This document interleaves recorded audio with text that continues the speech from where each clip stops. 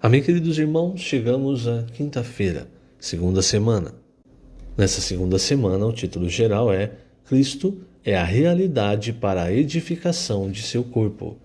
E o título da quinta-feira, Sombra versus Realidade. O versículo, Colossenses 2,17. Tudo isso tem sido sombra das coisas que haviam de vir, porém o corpo é de Cristo. Senhor Jesus, obrigado por mais um dia, Senhor. Obrigado, pois hoje nós temos a realidade de todas as coisas, pois nós estamos em Ti, estamos no Teu corpo, desfrutando da Tua presença, da Tua palavra, desfrutando das Tuas insondáveis riquezas. Não precisamos mais ficar presos em ordenanças. Temos a liberdade do Teu Espírito.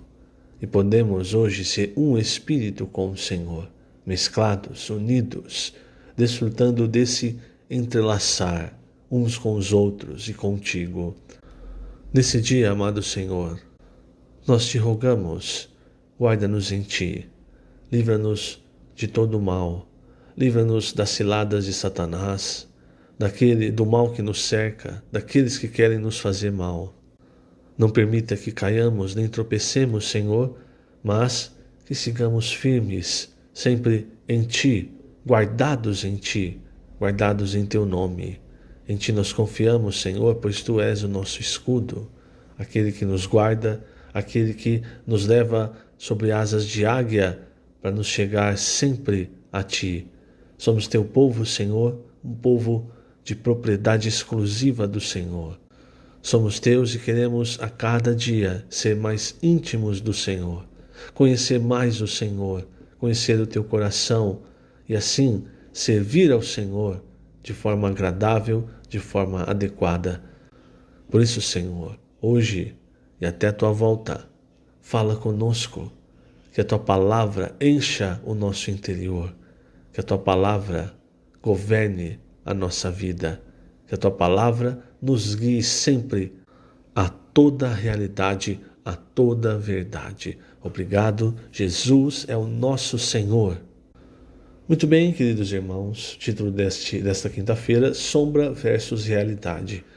O que nós precisamos entender quando se fala de sombras, de tipos, de figuras, é que todo o Antigo Testamento, ele falava da primeira vinda do Senhor. Então ele tinha muitas sombras, figuras, tipos do Senhor e da igreja. Então, ontem, por exemplo, na terça e na quarta, nós vimos Levítico 11, a lista dos animais limpos e dos animais imundos. Então, aquilo, irmãos, também era uma sombra, uma figura. Por isso nós precisamos entender o significado dessas sombras, para que, quando então chegou a realidade, que é Cristo, nós não fiquemos presos nas sombras, nas figuras, nos tipos, e esqueçamos de viver o que é real.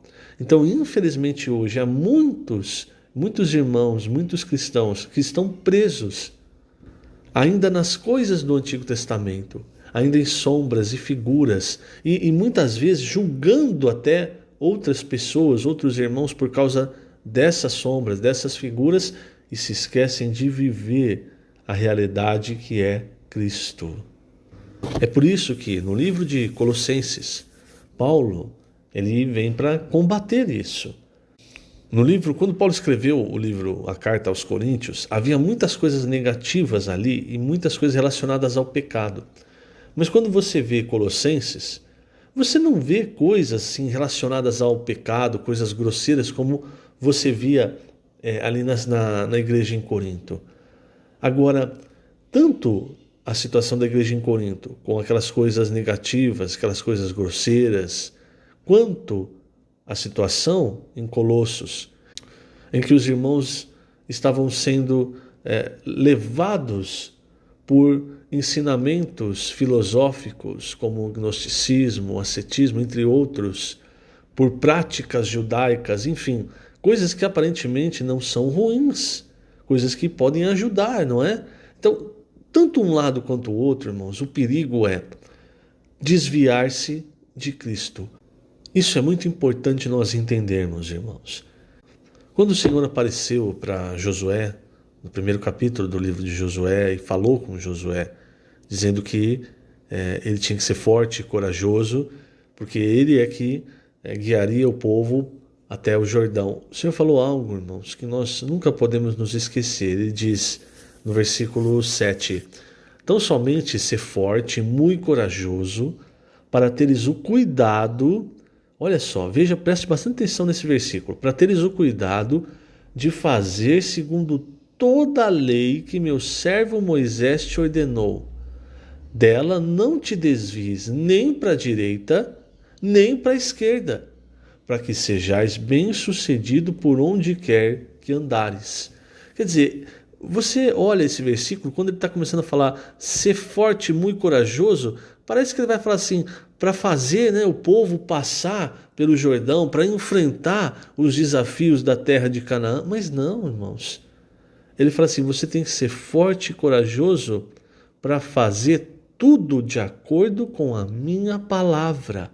Não pode se desviar nem para a esquerda nem para a direita. Então, voltando à situação de Colossenses, diferentemente de Corinto, quando era uma situação negativa e os irmãos estavam se perdendo ali naquela situação negativa, os colossenses, irmãos, eles estavam se perdendo em coisas que são aparentemente positivas, mas que estavam desviando o foco de Cristo. Por isso Paulo escreve essa epístola para mostrar o centro de todas as coisas. O centro conector da obra de Deus, de tudo, irmãos, é Cristo. Quando Cristo chega, tudo no Antigo Testamento vira sombra. E é importante nós entendermos isso, porque o Antigo Testamento exatamente nos ajuda com muitos exemplos para nós entendermos muitas coisas que o Novo Testamento às vezes só faz uma citação.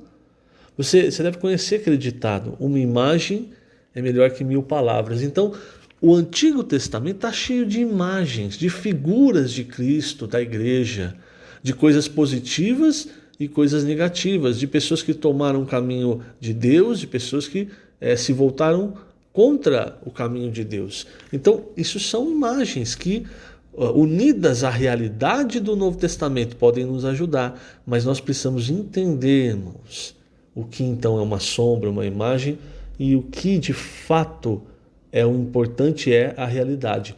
Por isso, Paulo diz, a partir do versículo 16, do capítulo 2 de Colossenses, ele diz assim, ninguém, pois, vos julgue por causa de comida e bebida, ou dia de festa, ou lua nova, ou sábados. Todas essas coisas aqui, irmãos, são coisas da religião judaica, ou seja, são coisas do Antigo Testamento. Então, ninguém pode julgar alguém que não pratica essas coisas, porque provavelmente muitos, sob influência judaica, estavam dizendo, olha, vocês têm que praticar tal festa, vocês têm que fazer tal coisa em tal lua, vocês têm que guardar o sábado. Os Gálatas, a Epístola aos Gálatas foi escrita antes da Epístola aos Colossenses, os Gálatas, irmãos, eles já estavam sofrendo essa influência dos judaizantes.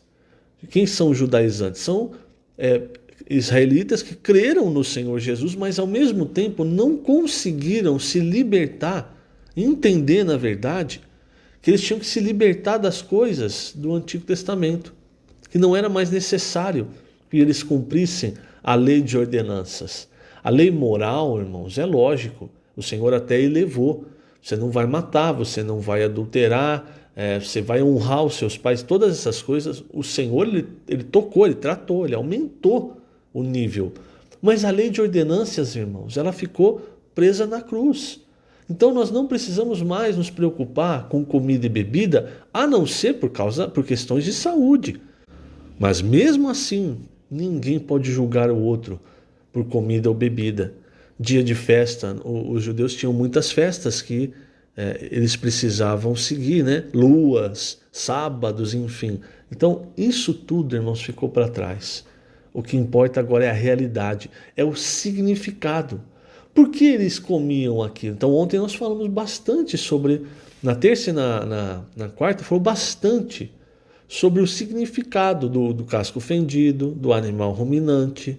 Se você lê Levítico 11, baseado nesses princípios, você vai entender que todos os animais limpos, eles têm características que Deus quer que o seu povo tenha. E no final de Levítico 11, qual é a mensagem? Sede santos, como eu sou santo. Quer dizer, e aí na quarta nós vimos a questão de imergir na palavra. Quer dizer, quanto mais nós imergimos na palavra, mais nós nos enchemos da palavra, mais nós vamos sendo santificados e conseguimos discernir entre o limpo e o imundo.